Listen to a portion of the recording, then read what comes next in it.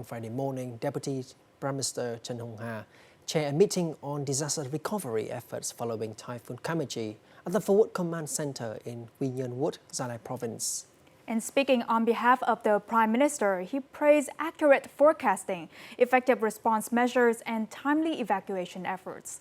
He urged local authorities to continue supporting residents and to prioritize repairing the north-south railway to restore traffic quickly.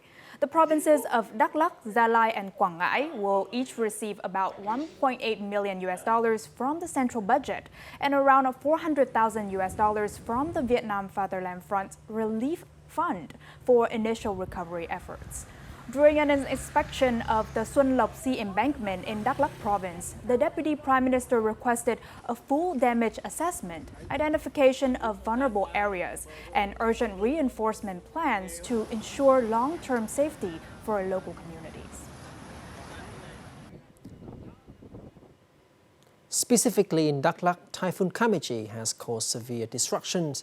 As of Friday afternoon, 6 people have been reported dead or injured, and more than 1,100 houses have either collapsed or lost their roofs.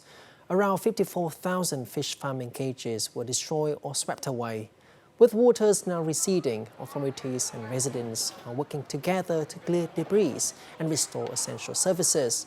The province has repaired 8 transmission lines and 4 110 kV substations, but around 3,000 distribution substations remain offline, leaving over 25,000 households without electricity. Daklak is urgently assessing the full scale of the damage to provide support to affected communities. Military and police forces are also preparing plans to assist in the recovery and repair of hundreds of fishing boats washed ashore. And further east along the coast in Quang Ngai province, powerful high tides have caused extensive destruction. Nearly 100 homes in Tịnh Khê commune were destroyed or severely damaged on Thursday night. That's right, Winchun, and many household items and fishing gears were swept away, leaving behind the scene of total devastation. At An Kỳ hamlet in Tịnh Khê commune, one of the 2 areas most heavily affected, destruction stretched across the shoreline. Among those hardest hit was Nguyễn Thị Sinh, whose home collapsed overnight. We were so frightened that everyone ran away when the tides came. Everything we owned was destroyed. 97 houses were flooded or severely eroded, and most of the belongings inside were completely damaged. On Friday morning, the Tịnh Khê Commune People's Committee mobilized police, military forces, militia, and residents to clean up debris and repair the damage. Efforts are now underway to assist affected families and restore normal life in the community.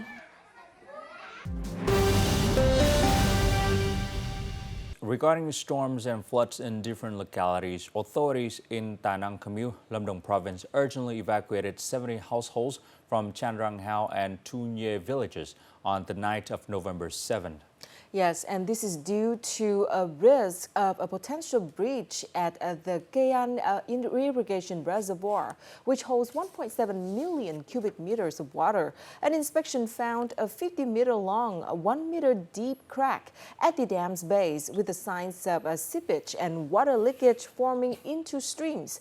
The reservoir water level has nearly reached the spillway, posing a risk of dam failure if heavy rain persists. Residents will move to safe sites with 150 soldiers and 50 militia members, reinforce the dam and maintaining a 24-hour watch.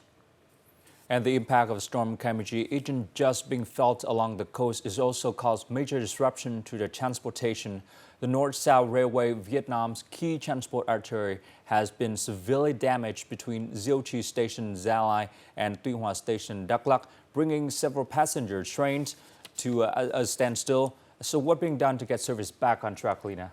Yes, Brian, the railway authorities have closed the damaged area for safety and are implementing emergency response measures. In the Vân Canh Phước Lâm section, about 90 meters of the rail were washed away, with erosion reaching an average depth of 9 meters. This has prevented trains from continuing their journeys through the areas.